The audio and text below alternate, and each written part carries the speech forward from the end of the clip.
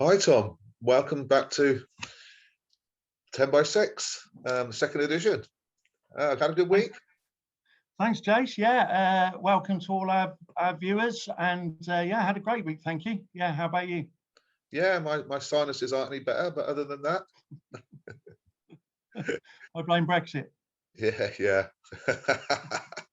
Yeah, very well keeping that one to yourself, mate, to be fair. Right, so we got another 6 topics to talk about this week, sort of 10 minutes-ish. We're going to start off with the elections today, local elections and the Hartlepool by-election. What are your initial thoughts? Well, the big news today is that our Prime Minister and the French Prime Minister are engaging in what can only be described as some sort of nationalistic penis waving around Jersey. Yeah, we've sent naval ships to Jersey on election day. So yes, that's gunboat diplomacy in its very literal sense. Rather extraordinary. What do you make of that, Jace? I think I worry about Boris Johnson when he starts waving his penis around, because STD galore really there, isn't it? Is it? Normally at least one person gets pregnant. Yeah. Yeah, exactly. Have we ever had a more promiscuous Prime Minister who then denies having ever been promiscuous? But yeah, I mean, it's Hartlepool obviously is the other end of the country. It doesn't, it's really affect Dorset so much. It's more of a concern and sympathy for the voters out there in terms of the choices that they've got, because it's Tweedledum and Tweedledee as far as I can see.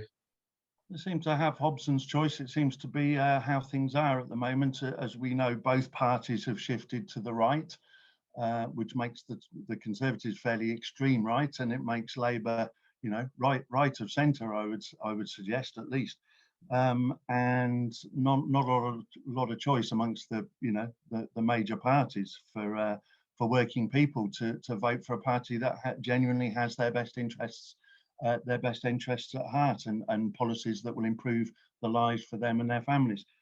Of course, we've seen independent and new parties start to emerge, like the Northern Independence Party. It'd be very interesting to see how they get on up in Hartlepool. But certainly the polls suggest that the Conservatives are going to take Hartlepool, which is obviously a pretty much a catastrophe for Labour if that does happen. It's a catastrophe. Catastrophe more specifically for Keir Starmer, bearing in mind how he and so many others sought to undermine Jeremy Corbyn and make him out as an electoral liability. Yeah, in 2017 and 2019, Jeremy Corbyn's Labour won Hartlepool. Yeah. So what more symbolic or symbolism does one need that Keir Starmer is the wrong choice to lead the Labour Party than a very embarrassing defeat in what used to be a safe Labour heartland seat? Absolutely. I mean, Starmer seems to have, in his determined effort to take the party to the right from where it was, he has obviously lost a huge amount of support from traditional Labour voters, socialist left-wing Labour supporters, and you have to ask the question now: what do Labour stand for, and for whom? To whom are they now appealing as a political party? And those questions are sort of up for grabs because their policies aren't clear. They don't seem to have expressed a new vision that benefits the majority of people in this country. So yeah, what are they offering, and to whom are they offering it? Seems like most of their concessions or what they're standing for now is appealing to corporate interests, so a Tory light. Do you remember back in the Blair Brown days, and it got to a point towards the end where the Liberal Democrats were perceived to be more progressive and more to the left than the Labour Party? Yeah. And it's almost, the Liberal Democrats now are nowhere to be seen, but it looks like it's gone back to those days where you just have two right-wing parties as the official government and the official opposition, And because of our electoral system, first past the post, anybody who wants to be progressive and decent and actually change things for the better in our society have almost absolutely no hope. I mean, obviously, proportional representation, if we had that, give those parties much more hope in terms of being able to gain seats. But in our system, it's just the establishment wrap up, isn't it? Yeah, two establishment, the two main parties, as you described them, two establishment parties, aren't they? Yeah. Serving the interests of the corporations and the wealthy in the main. So yeah, I mean, it'd be interesting. As I mentioned, there's a preponderance of new left-wing groups. Seeing as Labour has lurched to the right, it's led to a number of new left-wing and socialist style groups forming and having candidates. So Resist and Northern Independence Party and trade union Tusk candidates, and it'd be interesting to see how those get on. But yeah, it's a worrying situation in that, as you say, most voters have little choice. I wouldn't be at all surprised if the turnout is pretty low all across the country. Traditionally have for sort of kind of midterm local elections and police and crime commissioner elections and things like that. Not high turnouts anyway. I expect this time round a lot of people will not bother to vote. Well, obviously with Dorset, in terms of the police and crime commissioner, the incumbent that is now stepping aside, Martin Underhill, he was an independent. And I noticed a lot of people on social media saying keep politics out of policing. Yeah. Which we will be coming on to with a topic later on in the programme. But it'd be interesting to see if the electorate who do turn out do say, hold that mantra across the board and keep political parties, or certainly the establishment political parties, away from those positions. Yeah. I mean, there's certainly a strong argument that the police and crime commissioner post should be completely independent of political influence and political parties. This has been fascinating. The Conservative candidate in Dorset, David Sidgwick, has his campaign have posted a lot of Facebook posts, social media posts. And it's been quite extraordinary in that they posted, that he's very concerned about antisocial behaviour, and he's from the party that have cut youth services across the country by 73%.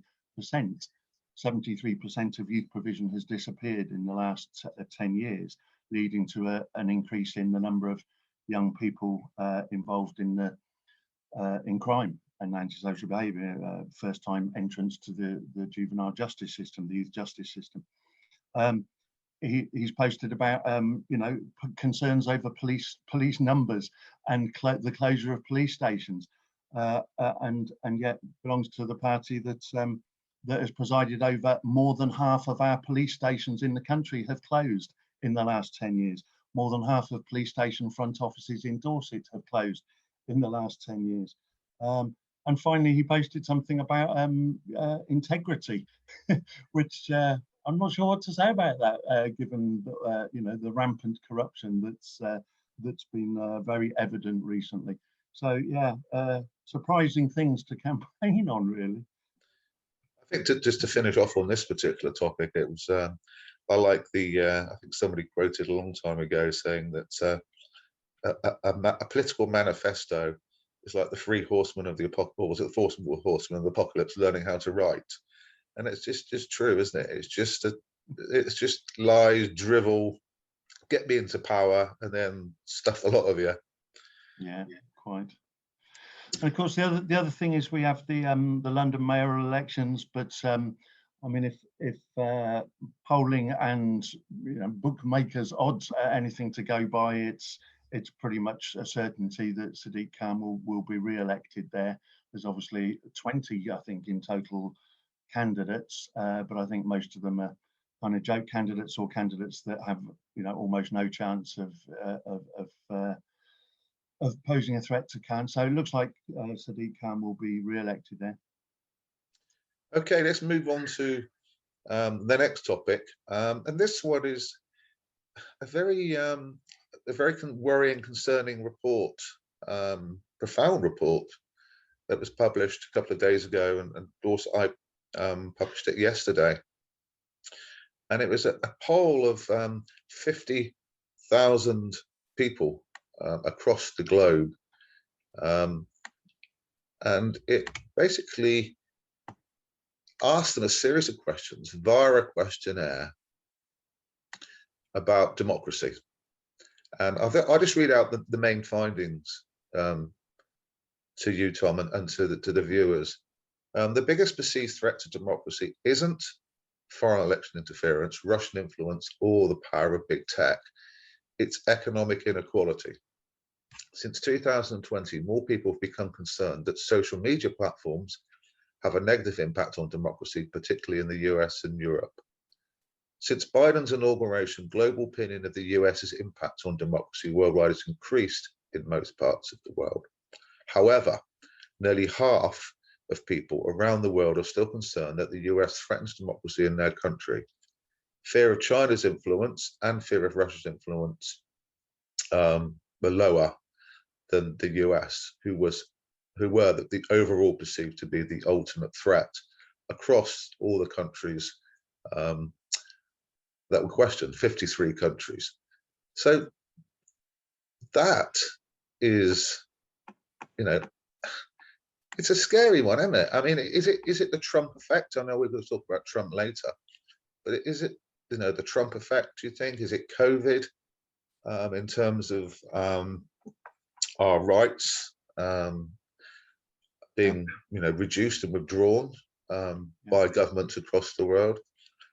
Or is it just that people are becoming now much more aware of who and what are to blame, who and what are responsible for undermining and disempowering us? I mean, how do you perceive it, Tom? Well, I think that's a fascinating study, wasn't it? And a large study, global study, so many countries involved in it. Really fascinating results, and but I would say quite unsurprising, and it shows that people around the world do recognise what some of the obstacles and problems with democracy, obstacles to democracy are, and problems with achieving real democracy in each country, what the threats are. The main thing from the study was it recognised that across the world, people, the electorate in countries all across the world, recognised that the biggest two threats were economic inequality and the influence of the USA. Really fascinating. And we should perhaps just explore each of those individually. I mean, economic inequality is both within each country and I think sort of global inter-country, if you like. So obviously there are whole countries suffering massive poverty, and it's very difficult to achieve democracy in countries that are really suffering poverty. And it's perhaps easier for vested interests, talking of corporations and as well as other nations' governments, to influence democracies in poorer countries. And for the people of their own countries to achieve true democracy is much harder when there's widespread poverty. So, yeah, economic inequality is huge, and also what we're seeing here is that there's perhaps democracy or access to power and influence over democracy held by a smaller and smaller number of incredibly wealthy people. So if you're rich, you have access to the politicians, the decision makers, you influence them via think tanks, via donations, via having a word, via text, having a swanky dinner party where people are invited, politicians are invited, all those ways in which lobbying and corruption happens. And the prevalence of particularly right-wing think tanks. You don't often hear about left-wing think tanks, but right-wing think tanks are in abundance, mostly funded by very wealthy Americans, and have a huge influence on politics across the globe, including here in the UK. So there's a big issue here that if you have money, you have access, and you can influence power, and you can influence democracy and governments' decision making. if you're poor, you're lucky if you can vote. And I think the most astounding, I've had to put it into words really, but the most important and astounding feature of the report for me and my wider research is, in the past, people have really slammed those people who don't vote. But in actual fact, what we're seeing more and more now, and understanding more and more now, actually, is for a lot of people who simply choose not to vote, they seem now to be the wise ones, because they've realized that it doesn't matter who you vote for, primarily you're getting the same parcel. It might have different packaging, it might be wrapped up in a different way, but effectively the contents, the substance are pretty much the same. Yeah. So the idea that people, when they turn out to vote and they're told to vote, go and change things, I think for a lot of people now, they're realizing that there simply is no point. It's just, it's this hot air. We're not going to be able to change things. You look statistics across decades in individual countries, very little changes. And we're coming on to homelessness later, but you look at the number of people who are homeless, number of people unemployed. You look at the number of hate crimes. I know we talked about this last week across the world. When a government comes in, you expect, okay, let's give them some time. You give them time, and nothing really changes. No, it's just a different figurehead at the top of major political parties, effectively run, as you said earlier, by corporations. Yeah. Well, my dad always used to say, don't vote, it'll only encourage them. Of course, he always voted, but it was just something he said as a funny. Yeah. There's obviously some truth to it. I mean, arguably, in so many countries around the world, including the UK, you can't gain power, you can't come to power, you can't be a party that forms a government without looking after the interests of the big corporations and the wealthy, including the owners of most of our media. Without their support, you've got no chance of coming to power and having any influence at all. So, of course, that's been an issue for the Labour Party for some time. Is do they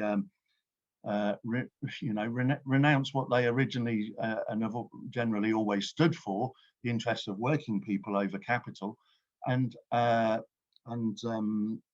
suck up to the Murdochs of this world, as Tony Blair did. Bearing in mind, no party has won an election in the UK without the support of the Sun newspaper since 1974. Wow, what's that, 56 years? 46 years. 46 years, that's staggering. Do they not suck up to corporate interests and be true to themselves as a party that stands for the interests of working people, families, communities, and be perpetually a party of opposition and never gain power and never have a chance to influence anything? Very, very difficult. The other thing, obviously, that was huge in the survey was this in the study was the revelation that across the world people view America as the biggest threat to their own democracy, and it's interesting. I mean, they've got good reason. I think history shows people have very good reason to come to that conclusion. And America have in the name of democracy, in the name of spreading democracy around the world, peace and democracy. Of course, America have been almost perpetually at war, and have been involved in undermining and overthrowing governments, including lots of democratically elected governments all across the world, particularly in South America. That's gone from deposing a democratically elected government in Iran and putting the Shah in all those years ago to more modern times where they're undermining a democratically elected, Maduro's democratically elected government in Venezuela. So they're always at it, and they always want to get rid of democratically elected governments where they're not essentially aligned with capitalist America's thinking and desires. But I think key to that, Tom, as well, is that it's not just the way in which that they interfere with countries and often devastate any opposition or any group that is going against their interests, going against their ideology, but it's then the lies and propaganda that they then put out later to make out that what they're doing is the Good Samaritan. Always, yeah. And what everybody else was trying to do, even within their own country, which the US didn't have any right to be there. But even these people, it's like they're saving us from the devil, when in actual fact, it's the other way round. But we do need to move on. So if we make this one the last point. Yeah, just before we do, I mean, obviously, America needs to look at itself in terms of its own democracy, which American people that took part in the survey recognised is a massive problem. You know, people are concerned in America that their democracy is now failing, far from being the shining beacon on a hill. You know, that they have in many ways, a failing democracy, a failing society. And it's worth noting that since the election at the end of 2019, the Republican Party have been taking a pickaxe to democracy in states. Obviously, individual states in America are responsible for the running of the election in each state. They have voted through since the last election. Republican legislatures have voted through 81 anti-protest bills in 34 states. And we must consider protest, democratic right to protest, as an essential element of democracy, including a law in Oklahoma that protects drivers who have run over protesters with their cars. And also, since the election, state legislatures have proposed over 250 new voter suppression laws in 43 different states, including getting rid of mail ballots, the imposition of photographic voter ID, which a lot of poor people don't possess, the scrapping of Sunday voting, which is particularly popular within the Black community, changing the opening times of polling stations, instead of being from 7 till 7, making them 9 to 5, which makes it very difficult for a lot of working people to vote. Even to pass a law to say that it's going to be illegal to give water to someone stood in line waiting to vote. Bear in mind, of course, that that in the poorer communities, and particularly Black and ethnic minority communities in America, lines of people waiting to vote, 6, 8, 10 hours people were waiting to vote at the last election. It's now going to be illegal to give those people water. It's potentially tens of millions of people will be disenfranchised and unable to vote as a result of this. And it's a really shocking attack on democracy.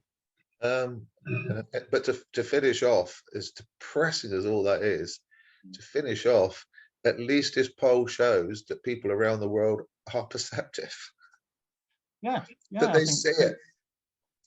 People see the corruption, the damage to their democracy. People care about democracy. I think they care about democracy. They care about justice.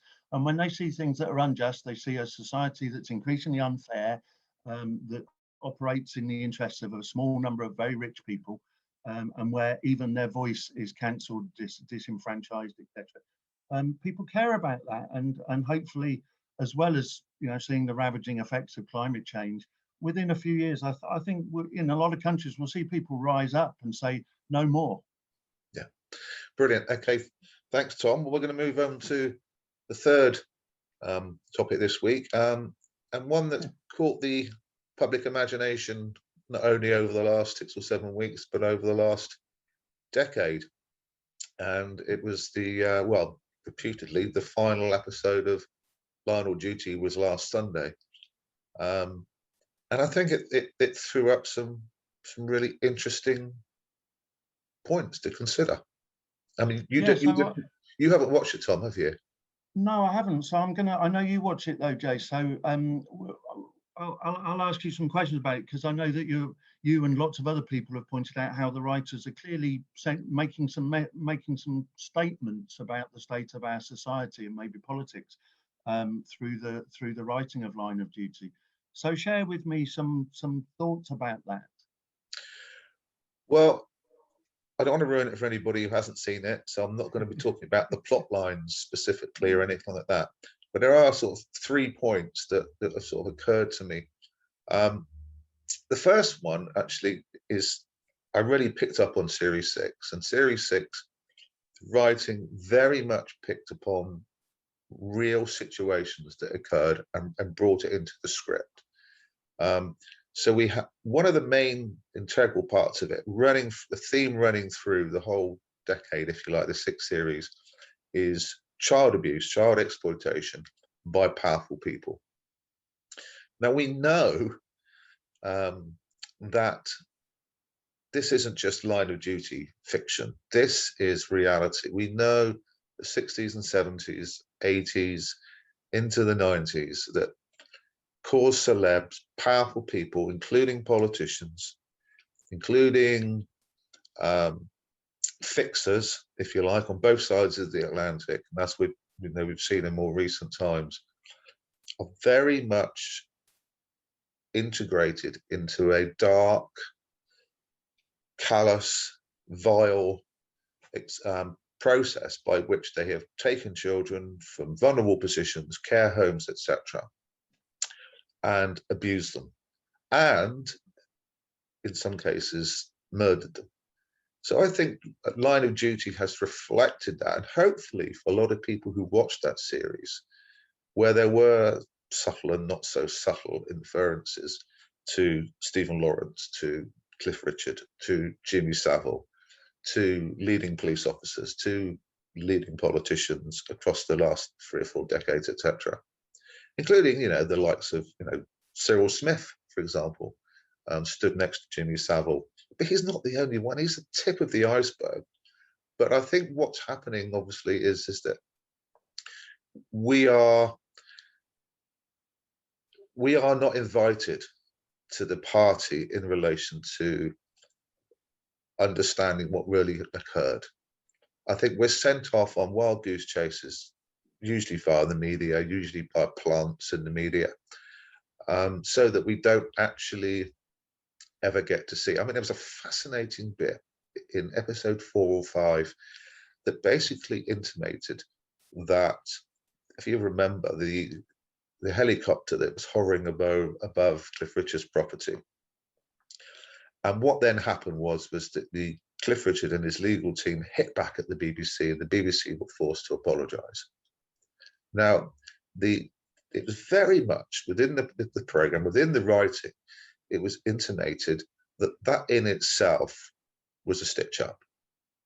It was a fix. In other words, it wanted to nail the rumours about Cliff Richard, and at the same time, it wanted to expose the BBC, or at least make the BBC the patsy, because they were then the ones who were perceived to be intimidating him. And since that point, the story's been wrapped up. We've had decades of rumour, etc., about that particular individual. Now, I don't know whether he did anything or whether he did, but that's not the point. The point is that for so many to imply that he did, and for many other people to be identified, Leon Britton, etc., it's almost as if that the system, the establishment, are so scared that if it ever came out, we'd lose faith in the political system, we'd lose faith in the police, we'd lose faith in the corporate billionaire media, that they just wanted to wrap it up, send us off on wild goose chases, and keep it hidden, keep it in the shadows. So I think the series, Line of Duty, the series, has done a great deal to hopefully get us to think about what's going on around us in reality. You mentioned Stephen Lawrence there. In what way did the writing relate to things from the Stephen Lawrence inquiry? We know from Stephen Lawrence inquiry, we know from the Macpherson report, that there was a significant delay in the investigation process after Stephen was killed. We know that the way in which you get successful conviction is to get onto the trail as quickly as possible. Whereas in his case, a week to 2 weeks went by, which allowed those people responsible to get rid of the clothes with the blood on it, get rid of the knives, get rid of anything that was perceived to be incriminating. And it later came out that there was a link in South London between senior police officers and the family of one or two of the gang who killed Stephen Lawrence, because their parents, their families were involved in organised crime. So that came out in the programme. We knew it already. And it's frightening. It's frightening that we as a population don't want to investigate, don't want to uncover what's really going on so that we can put things right.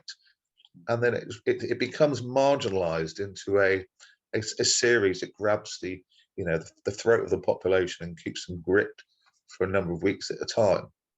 And yet, when that program ends on 10 o'clock on a Sunday, they go back to believing fantasy again until that hour comes along or something else replaces it further down the line.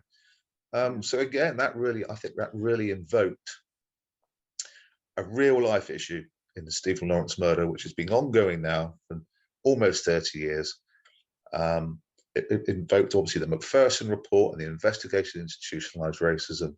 And again, the writing in the program seemed to say that there's a denial from the top, always a denial from the top, that there's this type of behavior occurring, that it's not institutional, it's a few rotten apples. Whereas, as I say, the Macpherson report found completely different conclusions to how the power brokers perceive it, or want us to perceive it. Yeah, absolutely, and obviously not the first report to conclude that there was institutional racism operating within the police force. I've got the producer in my ear just saying that I need to mention, just for our viewers, need to just clarify that Cliff Richard was cleared of any wrongdoing and that significant blame was attached to the BBC's actions. So just to make that clear.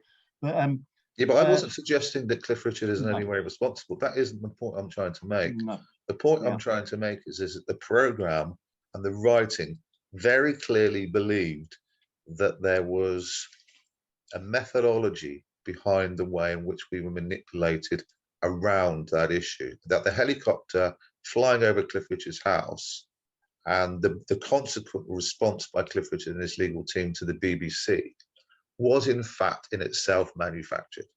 That's all the point I'm trying to make. Yeah, absolutely. People have suggested online that there was a very clear message sort of towards the end, and again, don't want you to give it, be a spoiler for people that haven't seen it, but there seemed to be some sort of message in the writing about corruption at the top, the powers that be holding, abusing their power and acting corruptly. Was that an important message that came through? Yeah, and the metaphors galore wasn't just limited to those people at the top in terms of the policing, in terms of politics, and how they themselves are involved in shady, shall we say, goings on, that they will argue maybe is in the interests of the British population in the country. Others would argue there's no way that one can be carried out in terms of being a convincing argument.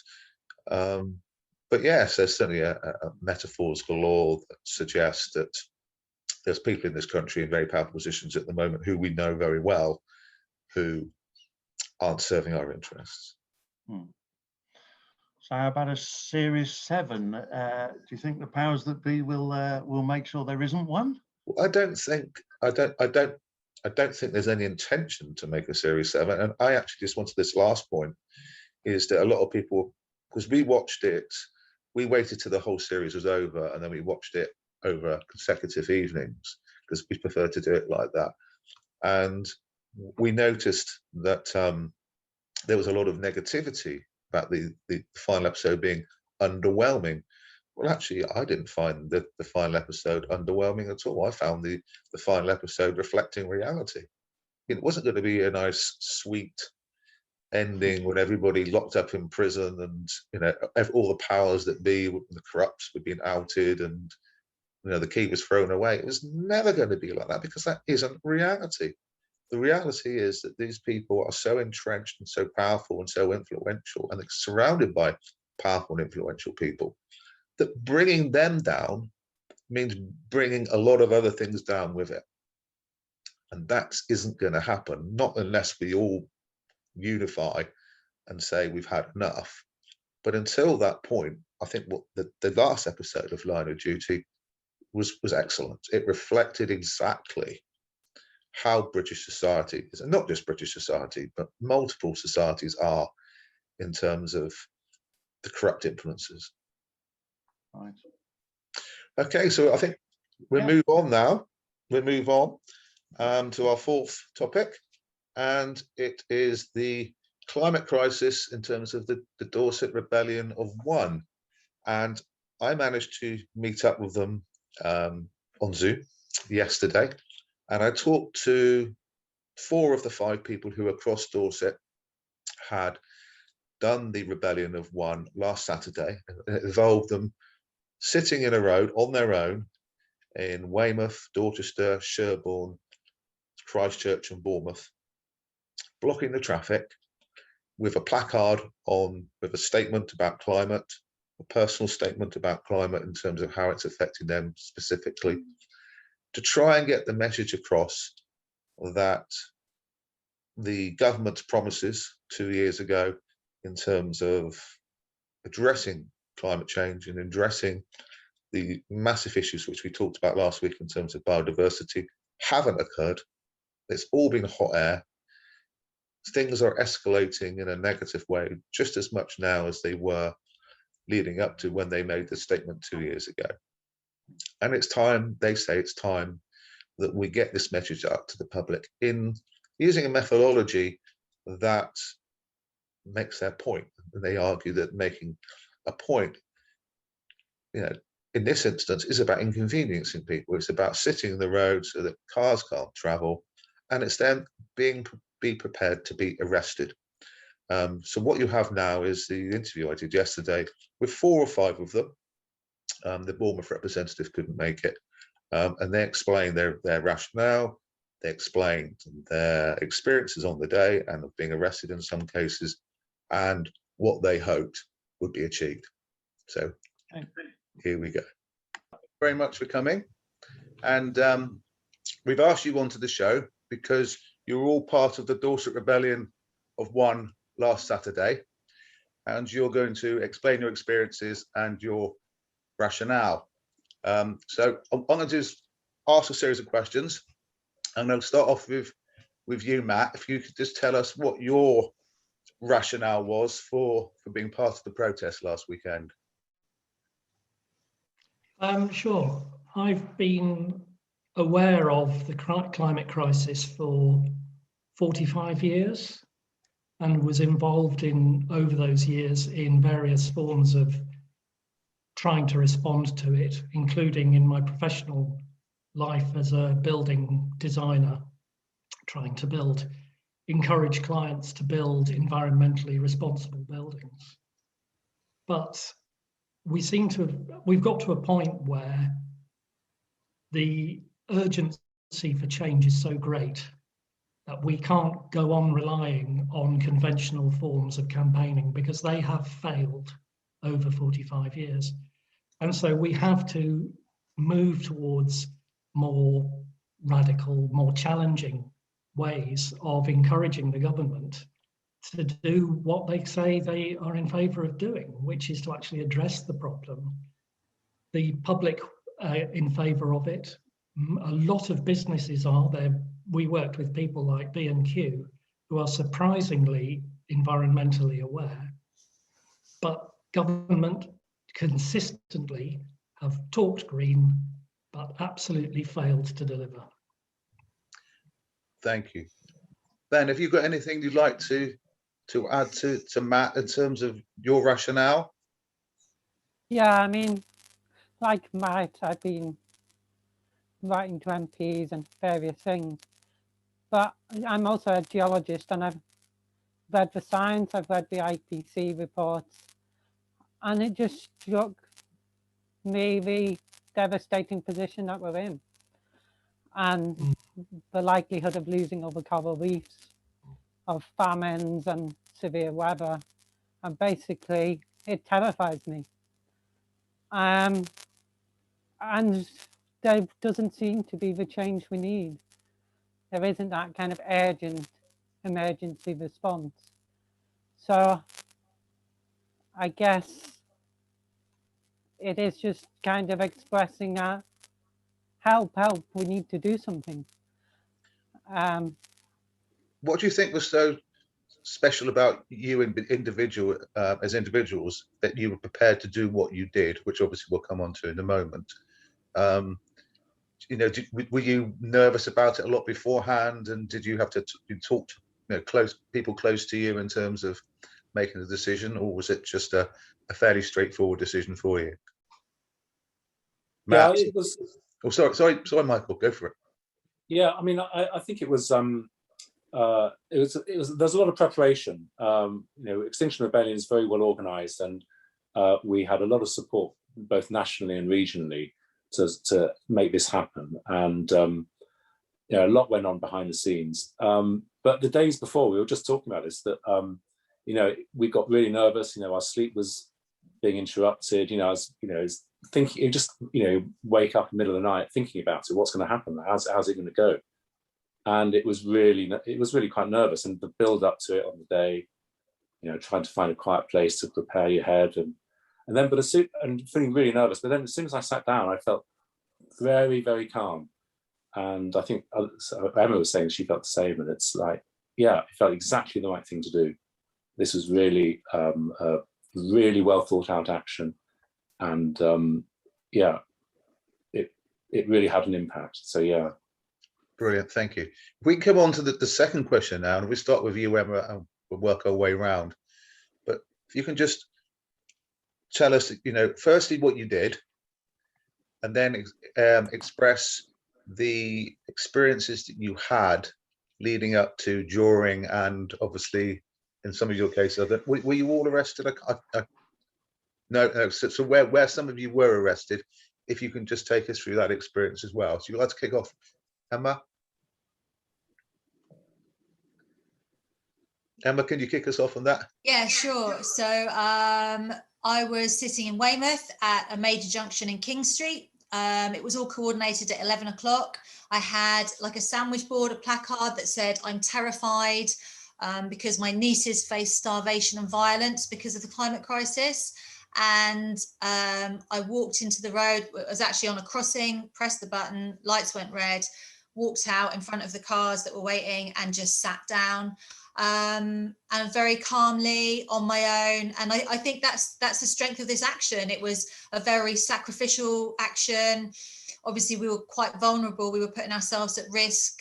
But the strength in that was that ordinary people now are taking action. Our government have shown that they're failing in action. Our media aren't telling the truth. So it's left to ordinary people. So yeah, I sat. The police were called instantly. There was quite a lot of anger from motorists. It caused a lot of disruption in that junction, which is why we chose that location.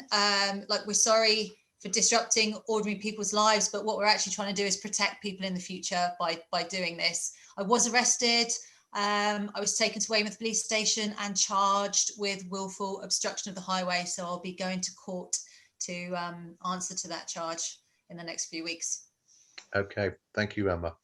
Can you take us through your experiences in Christchurch, Matt?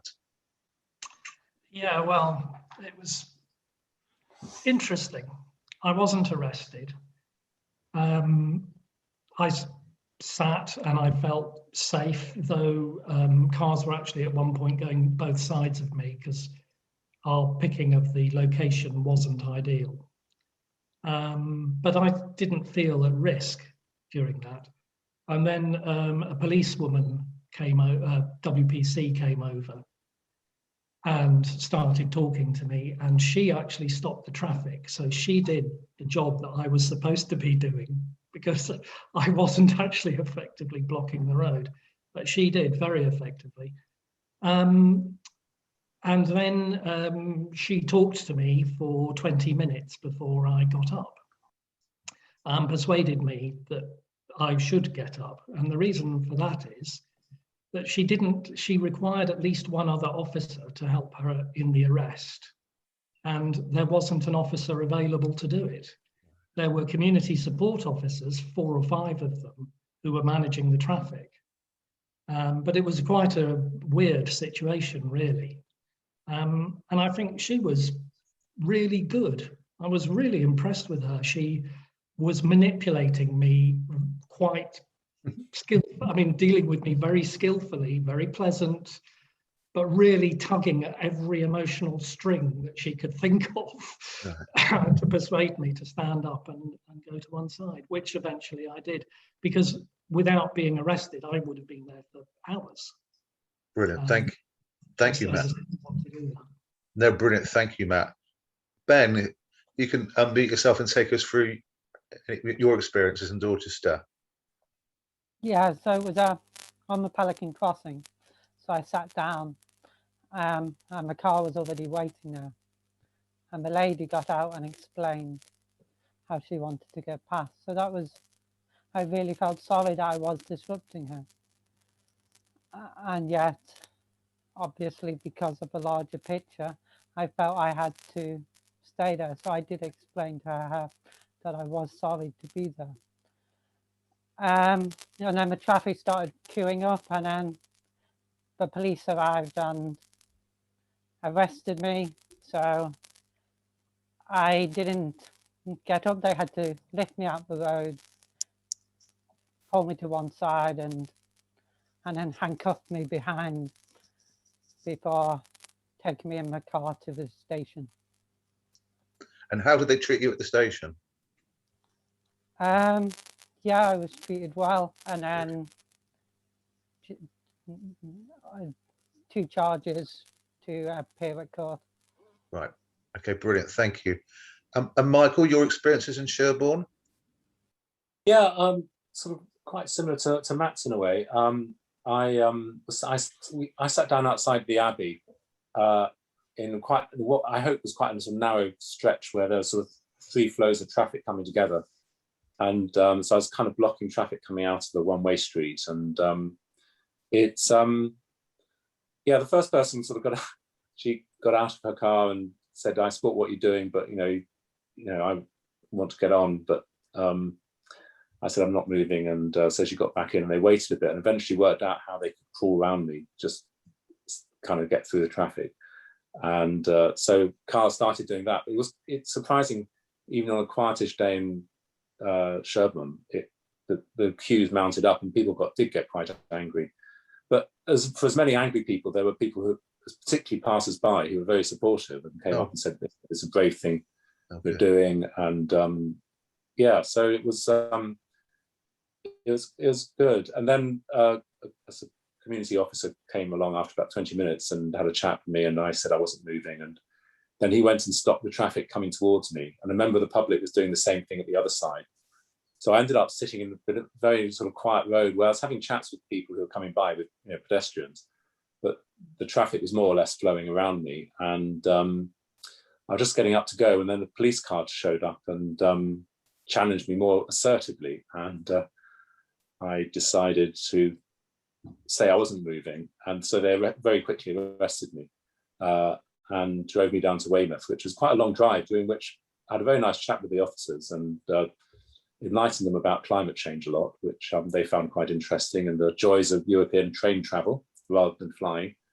And they held me there for a few hours and then released me without charge. They decided, if for some reason different to Emma and Ben, that it wasn't worth charging me, and possibly something to do with the long chat in the car. I don't know. It's possible that they sort of decided I was a nice sort of chap. So I can, got no bail conditions. I can go back out and do something tomorrow if I decide to.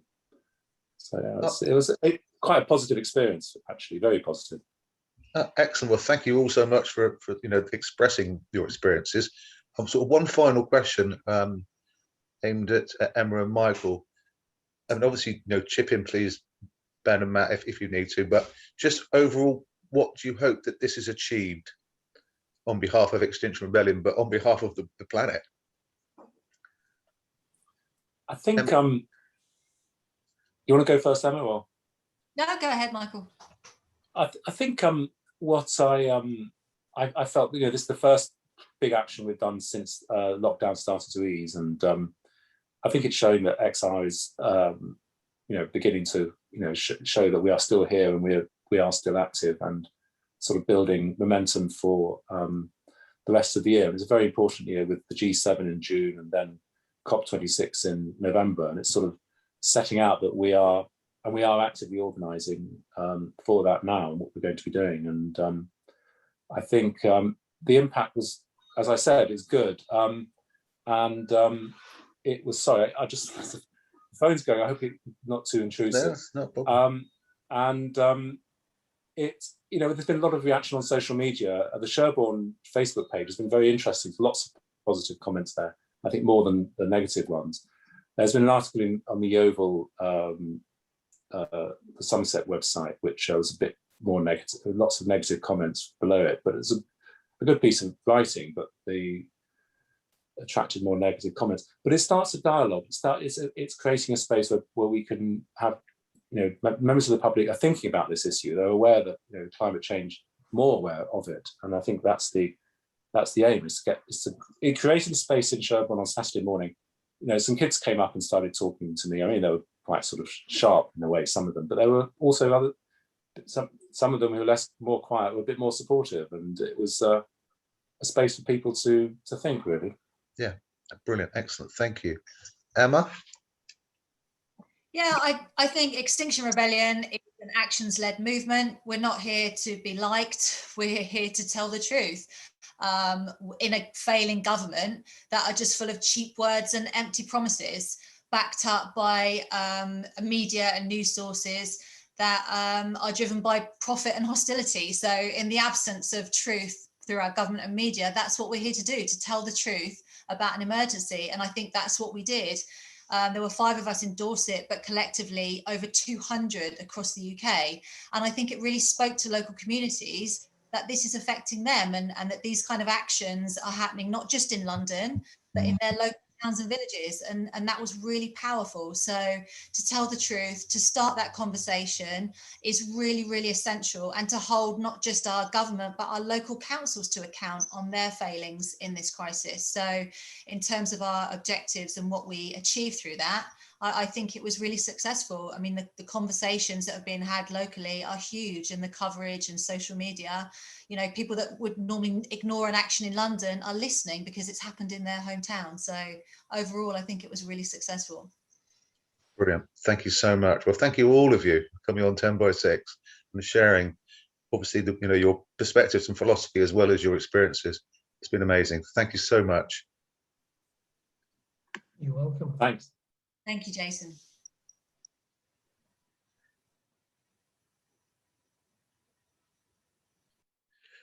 Well, that was a fascinating discussion, Tom. Unbelievable. And I thought the honesty and the integrity that came through. I mean, how did you perceive that? Yeah, wonderful, wonderful people putting themselves out, to say the least, to make a difference and try and save our planet from the destructive path that it's on. And people are critical of them doing things like this, and for different reasons, inconveniencing the public, etc. But people that are critical don't seem to appreciate that all sorts of other avenues have been exhausted, have been tried and exhausted, and the politicians aren't listening, or they're choosing to keep taking the money from the fossil fuel companies, and not doing enough about switching to renewables, etc., etc. So they're kind of forced into this action, and God bless them. Yeah, and that's a brilliant place to end that. Right, moving on to the next topic, is the announcement yesterday that Facebook when they suspended Donald Trump's account after the riots at the White House back in January, was it January, December? Not the White House, Capitol Hill, sorry, yeah, Capitol Hill. yeah. Yeah, my mistake, sorry. If you want to now just take us through what the announcement, who made the announcement, and what the implications are. Yeah, so Facebook have an oversight board of, I believe it's 20 people, actually very sort of preeminent scholars and so forth from around the world. Look like a good group of people, and they oversee decisions made by Facebook, the company, if you like. And so they explored and gave a bit of a ruling on the legitimacy of Facebook's banning of Trump. They determined that the ban was perfectly legitimate, and there were good reasons for the ban. Essentially, is what they said. The ban stays in place, I believe, for at least another 6 months. Looks likely. But what they said is that it was wrong for Facebook to ban Trump just without any sort of time limits. So they said that Facebook should be clearer with any penalties that it imposes. So it should be forever, or it should be for a fixed time limit, a set time limit, or it should be not at all. So they've sort of thrown it back to Mark Zuckerberg and Facebook to to come up with a clearer ruling as to the rationale why Trump is banned and for how long that will be, if it'll be forever or for a set period of time. So I think a very decent and reasonable ruling, actually, from my point of view. There's obviously a wide philosophical discussion here about whether private companies such as Facebook should have the right to impose restrictions and bans on people, essentially people's free speech. But of course, my argument around free speech, there are people who are free speech purists, and it's always an interesting philosophical debate, especially in America, where free speech is written into the Constitution as their First Amendment right. But there are people, free speech purists, who believe that they say everyone should be entitled to say literally whatever they like. Others, like myself, believe that free speech, and we believe passionately in the right to free speech, particularly, for example, journalists, operating in countries where they're not allowed to operate freely. But we believe that free speech comes with responsibility, and that there are limits to free speech. So that if you use your free speech to impinge on the rights of others, the democratic rights of others, including their right to free speech or their right to live without threats of violence or racism, for example, then that's not appropriate, and there should be laws in place in a decent society that take action against people abusing their right to free speech to do that to others. So yeah, an interesting thing, and it's slightly dangerous territory, of course, for private companies such as Facebook to be, making decisions about who gets free speech or not. Of course, I would argue that it's perfectly legitimate to ban Trump for reasons that we'll come on to. But what if companies such as Facebook start banning a variety of other people, including people who are saying perfectly reasonable things that don't threaten democracy or people with a different color skin? Can I just say at this point, Tom, as well, it's extremely ironic that Facebook decided to ban Trump after his comments about Capitol Hill and the demonstrations and the supposed incitement. And yet, at the 2016 election, they took absolutely wads of money from him and his supporters in terms of the advertising and the manufacturing of messages, propaganda, if you like, in order to convince lots and lots of people in the US to vote for him. Yeah. So why are they so, I don't know, if you go back to capitalism and greed, but why are they so open in 2016 to taking all this money to influence, often using inaccuracies, misrepresentations, lies, etc., to persuade millions of people to vote for him. And yet, in 2020, they decide, 2020, 2021, they decide to cut him off. Yeah. Is it because, a bit like the Murdoch situation, that he always backs the winner? Is Facebook and these big, large corporations now taking on this mantra? They see when somebody's falling off the cliff, so actually they just give them a subtle heave to help them on their way, knowing full well that someone else is going to come along after them with loads and loads of money to throw at their corporation, even if it's a different message. Yeah. It just seems ironic to me that, you know, on the one hand they take loads and loads of money, and on the other hand they help in his perceived downfall. Facebook are, you know, it seems operating in a, you know, all they care in a way that all they care about is their bottom line. All they really care about is profits, and they've acted in ways that are often, you know, pretty ruthless in that respect. You know, demonstrating that all they really care about is you know, corporate profits, their share prices, and the fortunes that people are making from it. You know, their system of community standards is beyond a joke. They allow the most rampant racism that gets reported and reported and reported, and nothing ever gets done. But if you call someone a name, even something fairly innocuous, you get banned. So it seems to be, if you direct something at someone, like you call someone an idiot or something, people I know have been banned for that. But the person they've called an idiot has posted you know, an absolute avalanche of racist material content, and they don't. Those things are reported. They don't get banned for it. So I mean, a bit of a joke, really. You may be right that they, you know, Trump had lost the election, was on his way out, and they decided it wouldn't harm their bottom line much to take the view they did to ban him.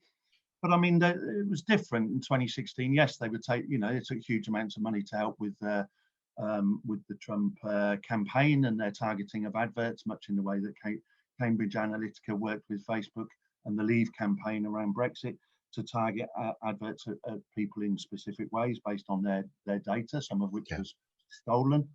2020 was different because obviously Trump lost and then claimed he won, and then incited an insurrection on the Capitol building, a violent insurrection where, you know, several police officers died on the day or within a few days after taking their own lives. And of course, there was massive backlash to what happened, including from Facebook's own employees, it should be said. And Twitter was the first to ban Trump, and then Facebook followed. So, but I think a lot of Facebook employees sometimes are sort of saying, yeah, we can't sanction going along with this corporate policy of appeasing this racist man who is destroying our democracy and leading to the breakdown of American society and any semblance of democracy we had. We can't countenance that. So, and I think eventually people like Zuckerberg have to listen to those arguments. And of course, now I think it's absolutely right that he continues to be not allowed to spread his messages of hate and that undermine democracy.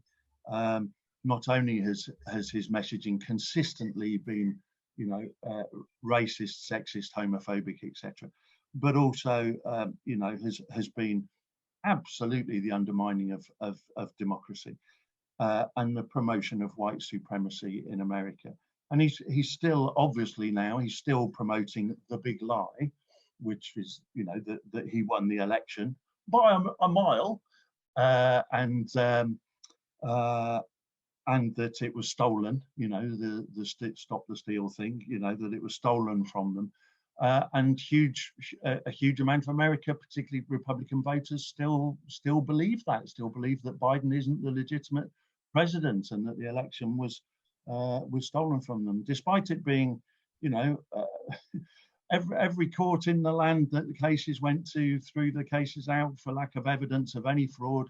Republican legislatures, certified elections in all these different states, and still they persist with this big lie. If he And just Trump fit, is so if Trump is now saying the big lie is is that that Biden won the election. The big lie, as it's been called for the last several months, is Trump's big lie that he won the election, and that led to the insurrection.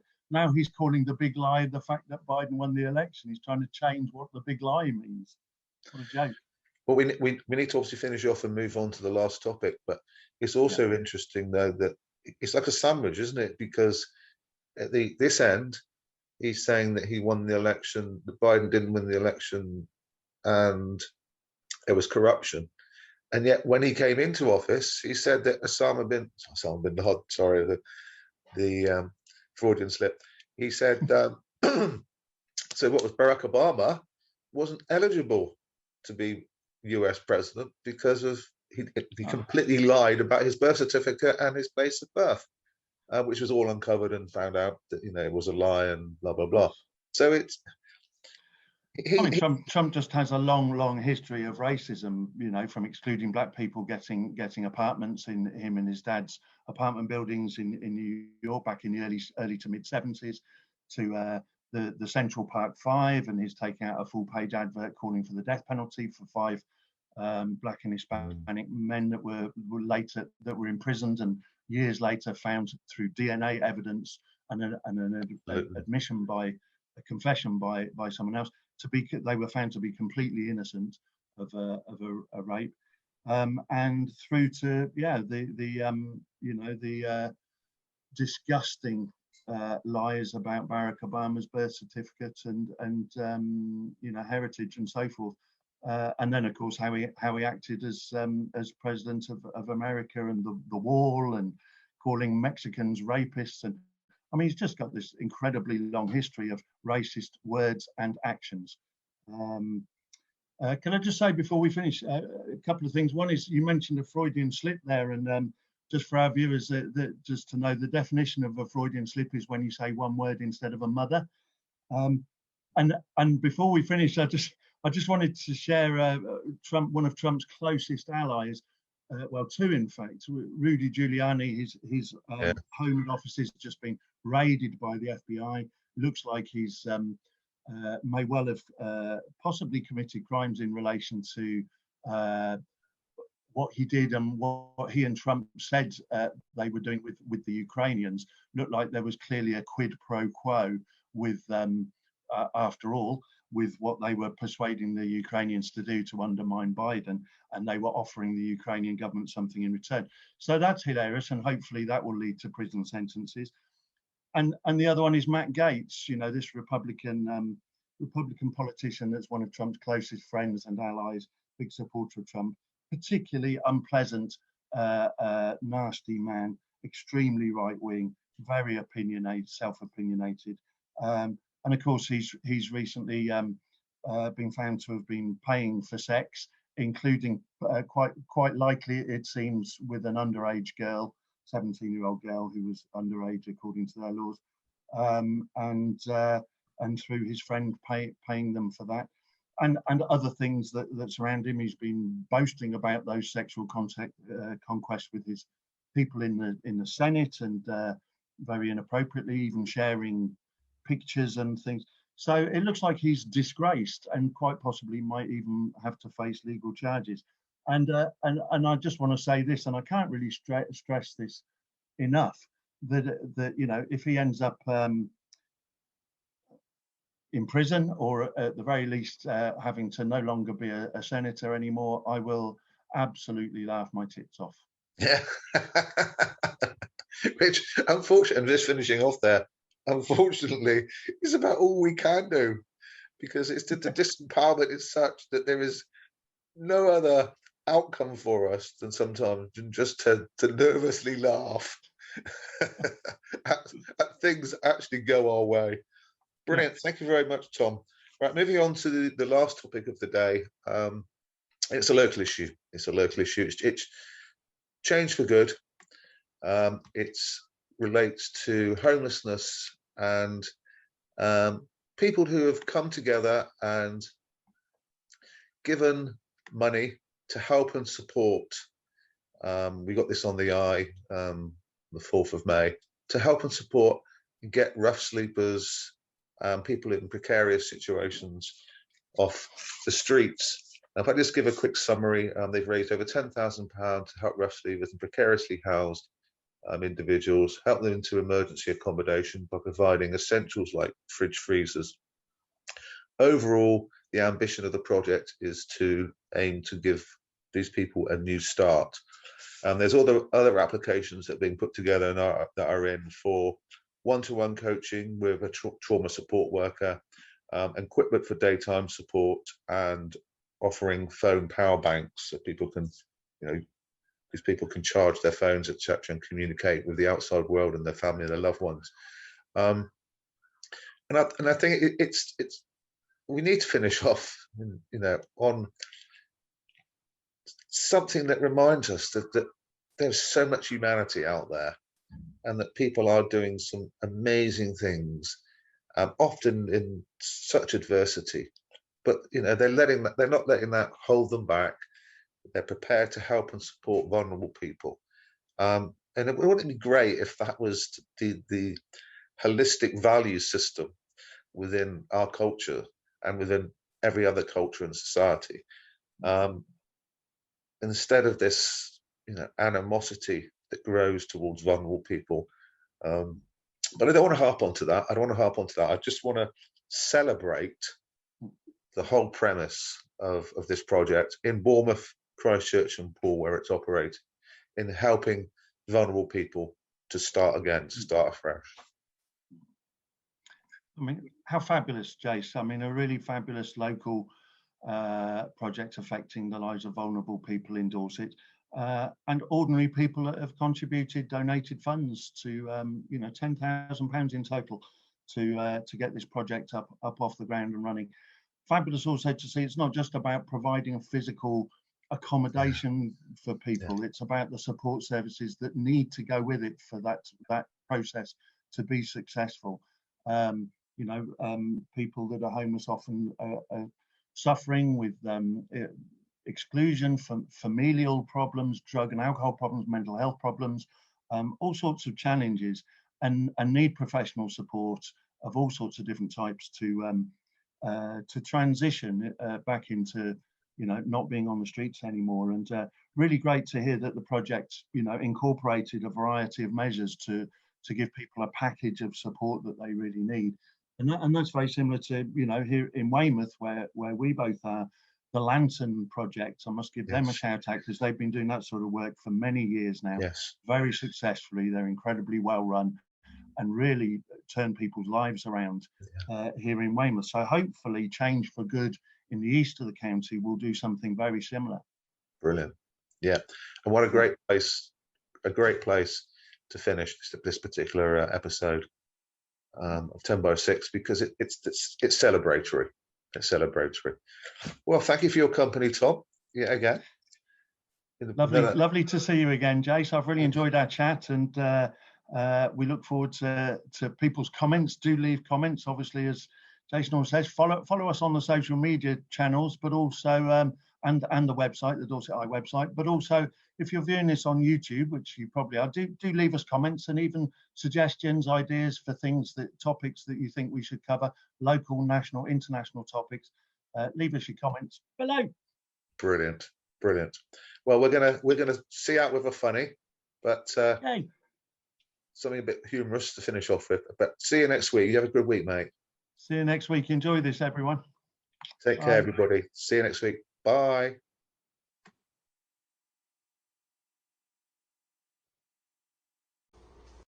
Happy birthday, Hugh Janus. I've heard you're a massive fan of Shez Wheely and her battle against Cal the Dragon. How could I help to make sure Shez Wheely wins the war against Cal and his Garden Gnome army? And this is from the lads. Happy birthday.